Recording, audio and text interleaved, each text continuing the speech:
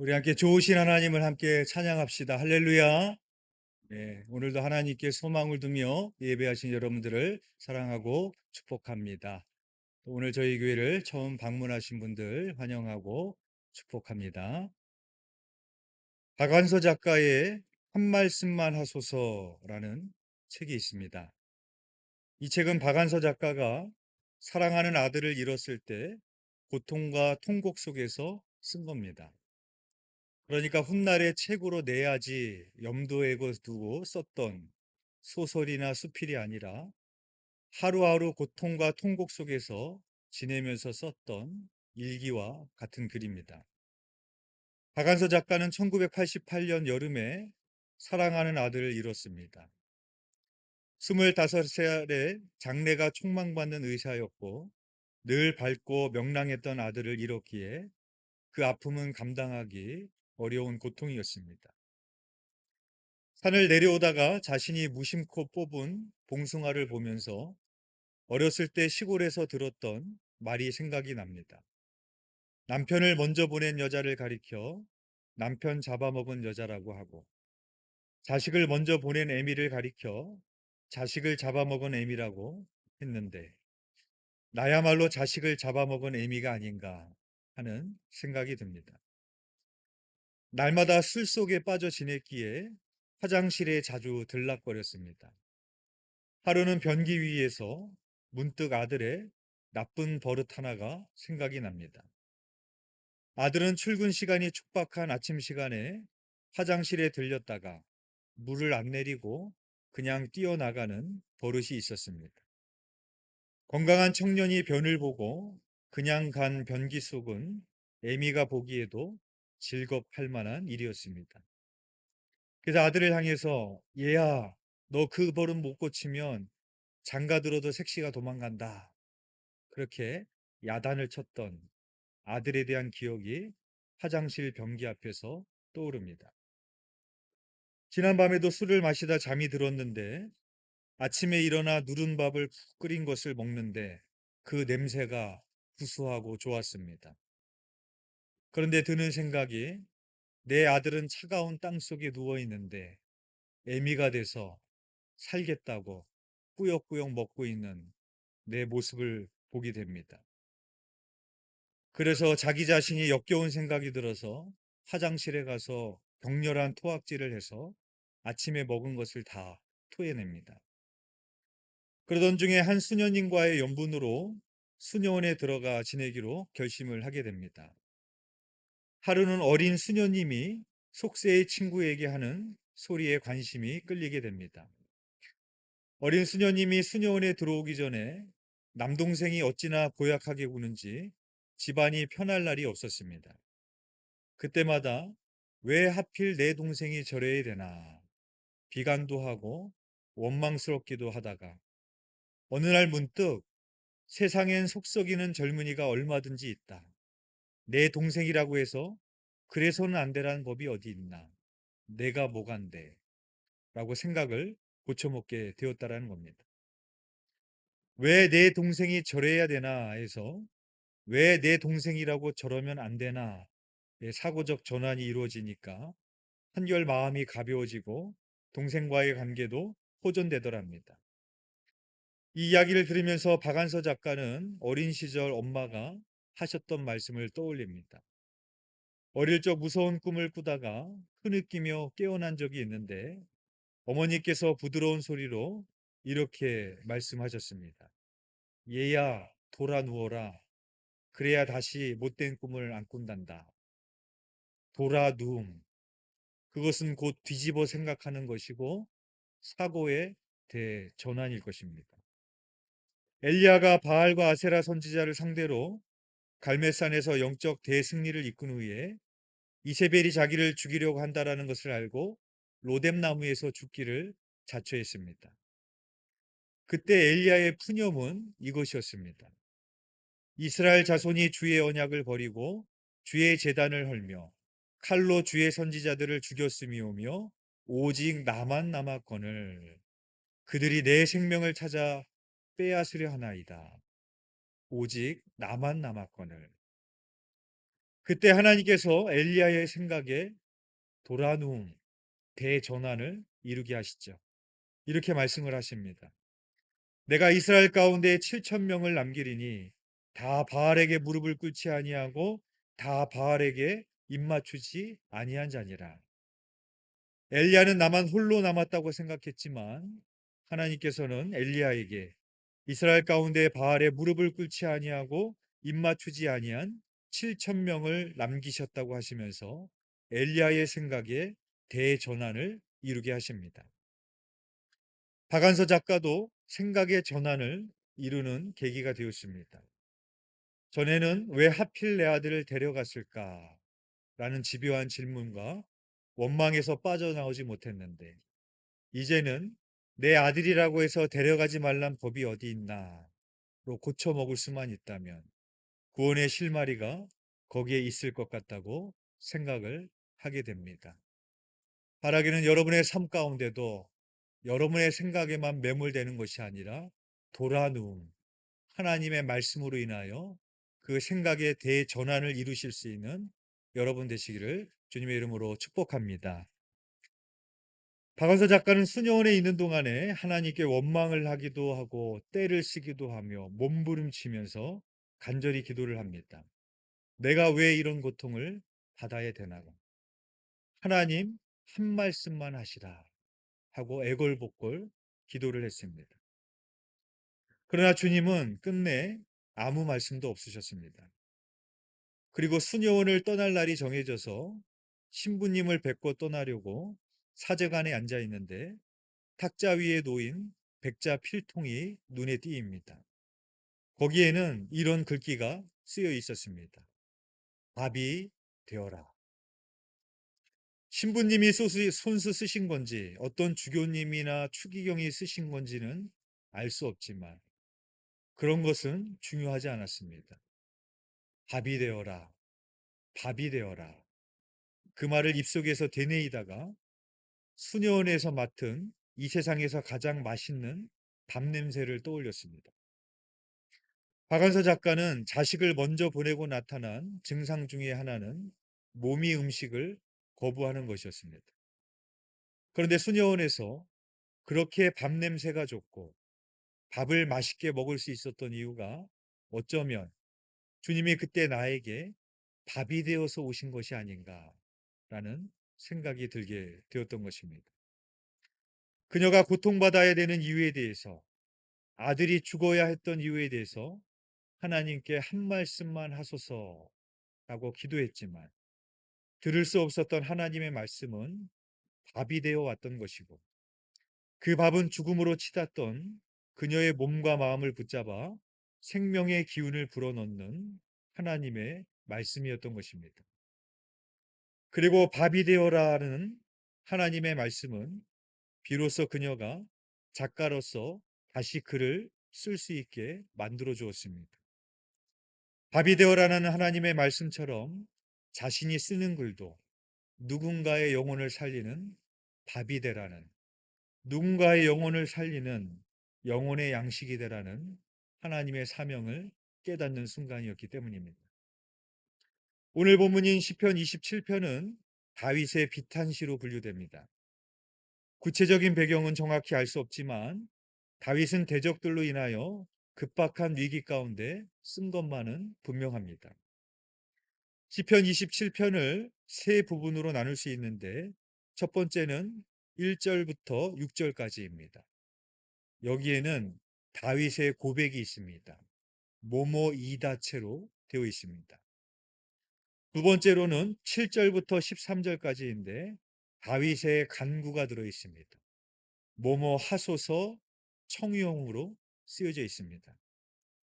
그리고 세 번째 14절은 하나님의 응답입니다. 1절부터 13절까지는 다윗의 기도입니다. 그리고 14절은 하나님의 응답입니다. 다윗은 하나님께 긴 기도를 쏟아내었지만 하나님은 짧은 응답, 한 말씀만 주십니다. 우리 14절의 말씀 함께 봉독해 보겠습니다. 시작. 너는 여호와를 기다릴지어다 강하고 담대하며 여호와를 기다릴지어다. 아멘. 다윗은 하나님께 긴 기도를 쏟아냈지만 통곡도 하고 원망도 하고 하나님 앞에 부르짖었지만 하나님의 응답은 한 말씀뿐이었습니다. 박안서 씨의 경우도 그렇고 우리의 경험도 비슷하지 않습니까? 우리는 하나님께 많은 기도를 쏟아내지만 하나님은 우리에게 많은 말씀을 주시기보다는 한 말씀, 짧은 응답을 주실 때가 많이 있습니다. 하나님이 꼭 우리에게 많은 말씀을 해주셔야 되만 우리가 위로를 받고 용기를 얻을 수 있는가? 그렇지 않습니다. 우리는 하나님이 주시는 한 말씀, 그 짧은 한 말씀만 있어도 우리는 충분하다라는 것을 경험해 봤습니다. 박안서 씨가 아들을 잃은 고통 속에서 오랜 시간을 방황해야 했고 부르짖어 기도해도 하나님이 말씀하시지 않는 것 같았지만 밥이 되어라 라는 그 한 말씀, 그것 하나로 박안서 씨는 오랜 방황을 끝낼 수 있었고 그 고통의 자리에서 일어나 다시 펜을 잡고 글을 쓸 수 있었습니다.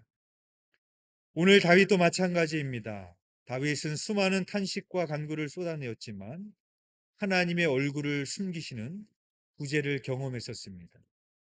그러나 마침내 하나님의 한 말씀이 주어집니다. 너는 여호와를 기다릴지어다. 강하고 담대하며 여호와를 기다릴지어다. 여호와를 기다리라는 것입니다. 그런데 그 기다림은 수동적인 거나 어쩔 수 없이 해야 되는 것이나 패배자의 모습처럼 기다리는 것이 아니라 강하고 담대하게 여호와를 기다리라는 것입니다.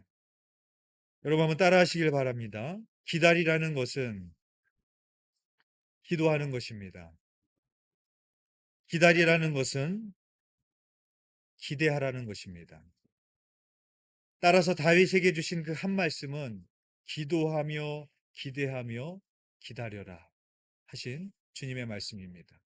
바라기는 저와 여러분들도 다윗과 같이 기도하며 기대하며 기다리시는 저와 여러분 되시기를 주님의 이름으로 축복합니다.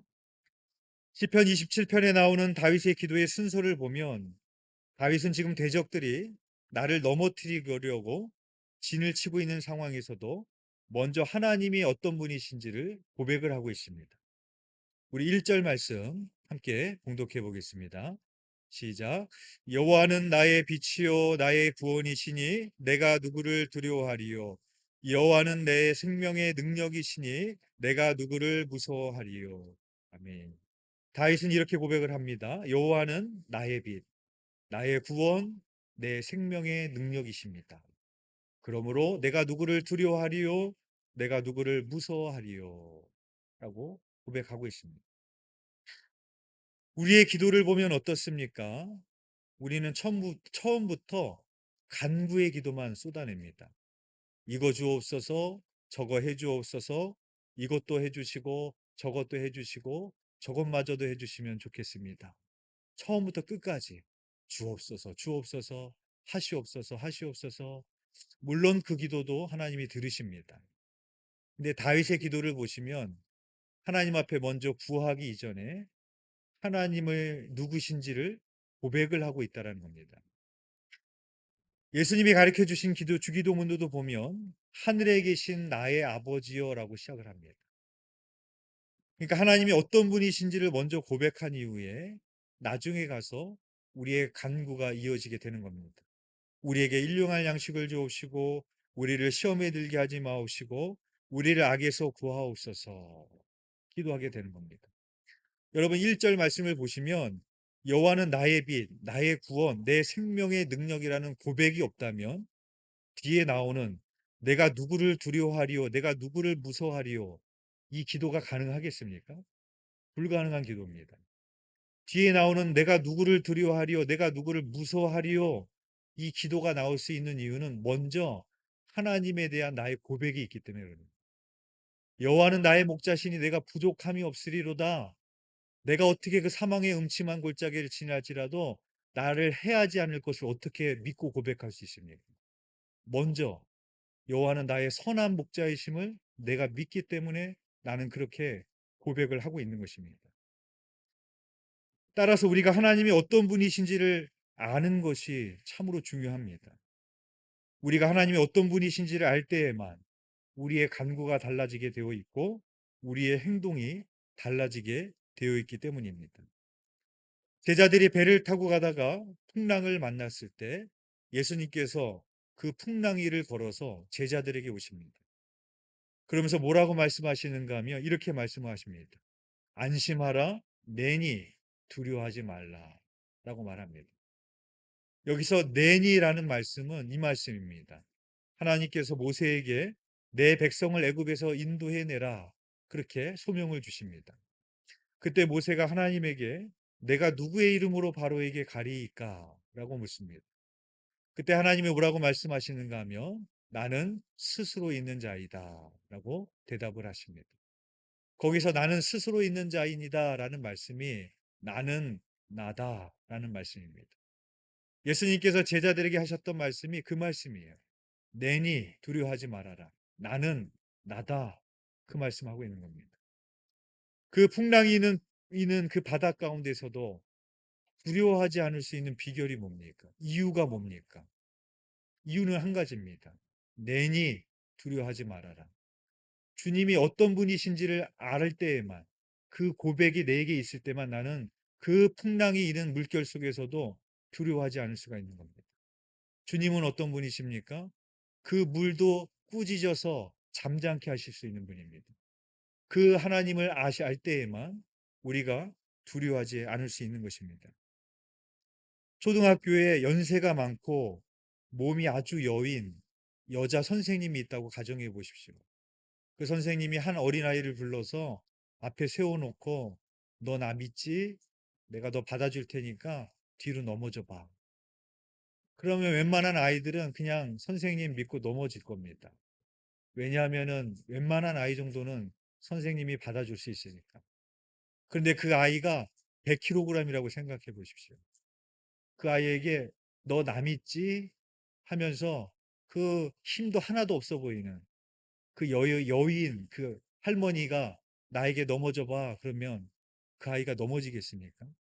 뒤를 쳐다보면 뻔히 보이는데 저라도 안 넘어질 겁니다. 그런데 우리가 하나님을 믿고 넘어질 수 있는 이유는 뭐냐?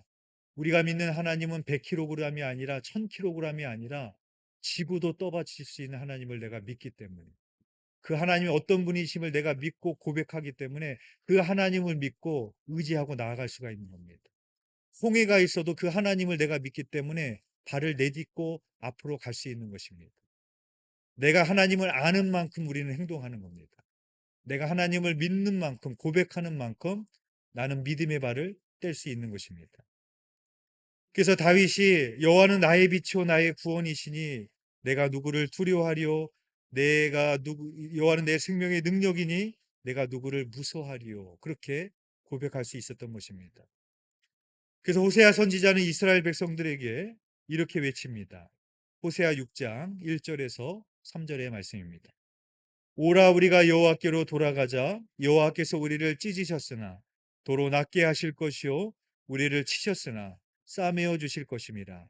여호와께서 이틀 후에 우리를 살리시며 셋째 날에 우리를 일으키시리니 우리가 그의 앞에서 살리라. 그러므로 우리가 여호와를 알자. 힘써 여호와를 알자.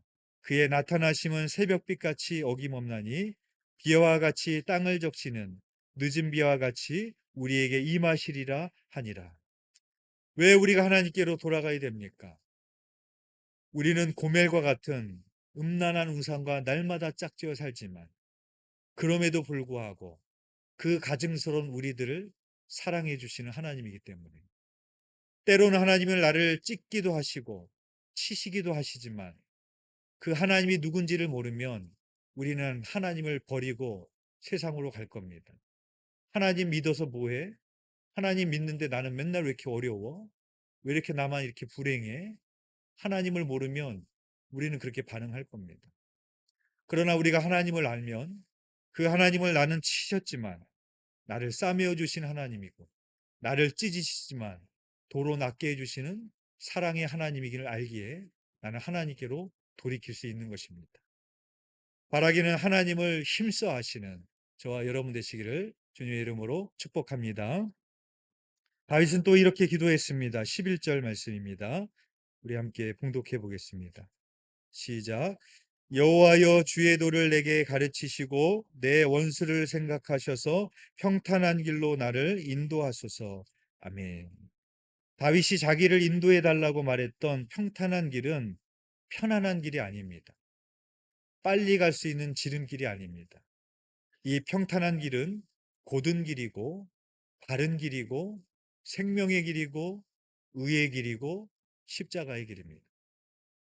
우리가 차를 타고 운전을 하고 가다가 길이 막히면 내비게이션의 목적지를 다시 한번 찍어봅니다.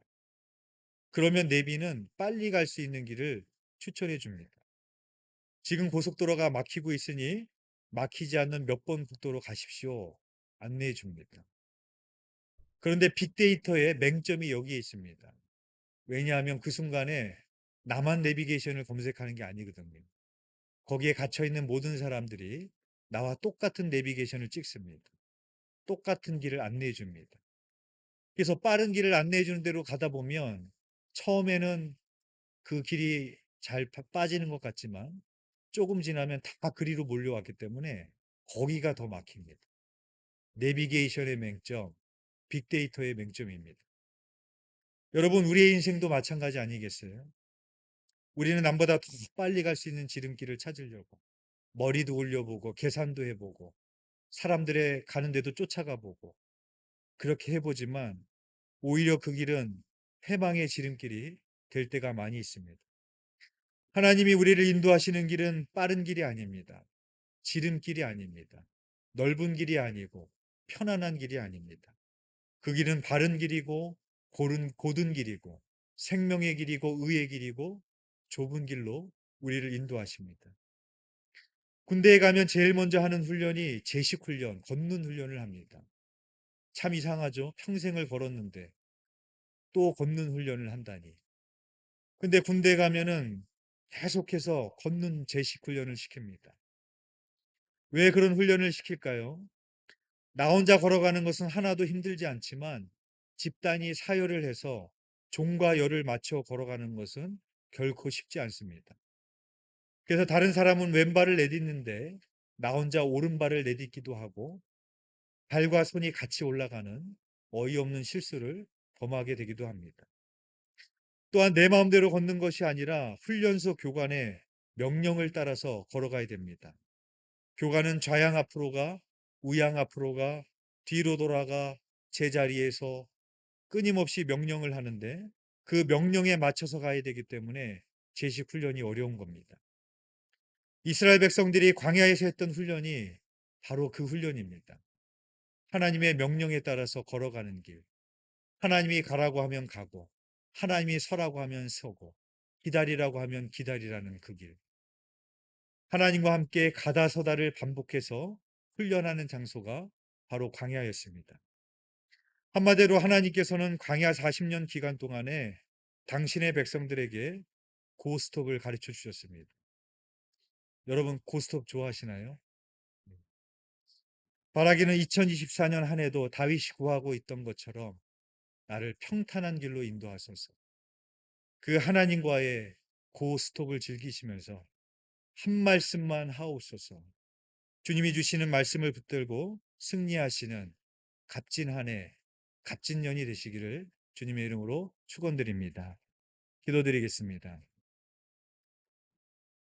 우리에게 말씀으로 찾아오신 하나님, 참으로 우리는 하나님 앞에 긴 기도를 쏟아내지만 때로는 하나님의 얼굴을 구하지만 하나님의 부재를 경험합니다.